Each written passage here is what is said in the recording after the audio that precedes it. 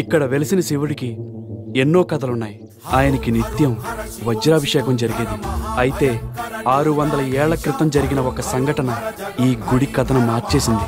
ఆ కాలంలో మహాభక్తుడు ఒక ఆయన ఉండేవాడు. నిరంతరం శివధ్యానంలోనే ఆయన కాలం గడిపేవాడు. కుటుంబం కన్నా ఎక్కువగా గుడిలోనే గడిపేవాడు. అలాంటి ఆయన జీవితంలో ఒక విషాదం చోటు చేసుకుంది. ఆకలి బాధను ఓర్చుకోలేక అతని కొడుకు అర్ధాంతరంగా చనిపోయాడు. తను నమ్మిన దైవం ఆదుకోలేదన్న ఆవేదనతో అర్థం కాని ఆవేశంలో ఆ భక్తుడు దేవుని సన్నిధిలోని తల బాదుకొని ప్రాణాలు వదిలేశాడు. అది అరిష్టంగా భావించిన ఊరి జనాలు ఆ గుడిని ఆ రోజుతో అలా మూసేశారు. అప్పటి నుండి ఆ గుడి మూతపడే ఉంది. ఈ ఆలయ ఆక్రమణ కోసం ప్రయత్నించిన మహమ్మదీయులు, బ్రిటిష్ వారు ఈ ఆలయంలో అడుగు కూడా పెట్టలేకపోయారు. అడుగు పెట్టిన వాళ్ళందరూ శవాలుగానే తిరిగి వచ్చారు. అలా ఈ ఆలయం కాలానికి ఒక ప్రశ్నగా మిగిలింది. Welcome back. బంగ్లా గురించి మాట్లాడుకుంటున్నాం కదా. హిస్టరీ ప్రకారం ఆ బంగ్లా త్రివిక్రమ పాండ్యన్ అనే రాజుకు చెందింది. ఇది కొన్ని వందల సంవత్సరాలుగా ఉపయోగంలో లేకుండా పాడుపడిపోయింది. ఈ బంగ్లాకి చనిపోవాలనుకునే వాళ్ళు మాత్రమే వెళ్తూ ఉంటారని ఇంతకు ముందు చెప్తూ ఉండేవారు. కాని ఇప్పుడు వెళ్లిన వాళ్ళందరూ చనిపోతున్నారని అంటున్నారు. ఎలా అన్న దాని మీద మాత్రం నాకు క్లారిటీ లేదు. నాకే కాదు, అసలు ఎవరికీ లేదు. ఆ బంగ్లాకి సంబంధించి చాలా మందికి చాలా క్వశ్చన్స్ ఉన్నాయి. నాకు తెలిసిన ఇద్దరి దగ్గర మాత్రం ఆన్సర్స్ ఉన్నాయి. Let's welcome to my show the producer Rama Satyanarayana garu and my dear friend Praveen. Okay okay. Hi Praveen. Hi. Hi sir.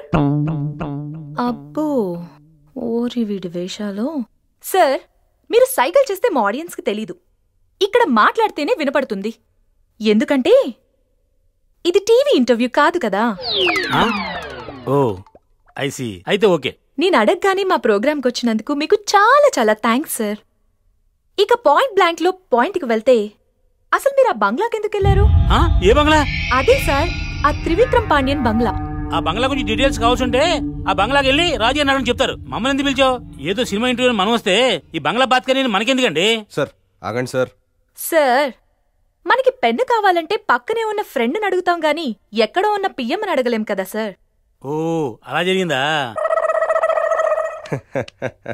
అది ఆయన బంగ్లా నుంచి బయటపడ్డాడు కానీ ఆ వాతావరణం నుంచి ఇంకా బయటపడలేకపోతున్నాడు.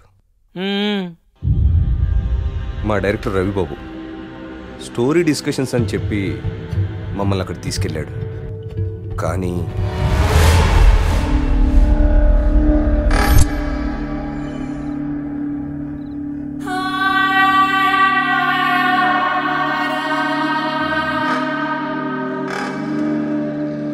లైట్లు లేవా? క్యాండిల్స్ వెలిగించారు.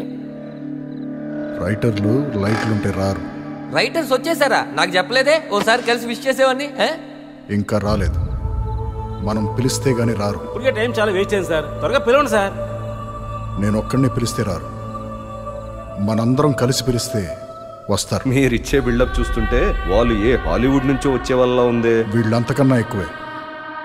నా ఓపెనింగ్ ఏంటో త్వరగా చెప్పండి సార్. ఇంకా కథే రెడీగా లేదు, అప్పుడే నీ ఓపెనింగ్ ఏంటి?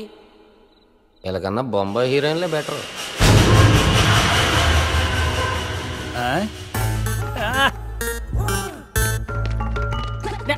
అమ్మో జిప్పు, ఎవరైనా చూస్తే ఎంత problem.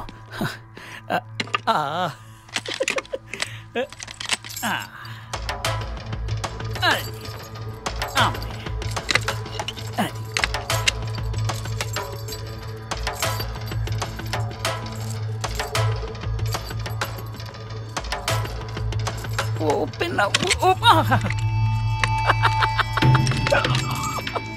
I love you. I love you.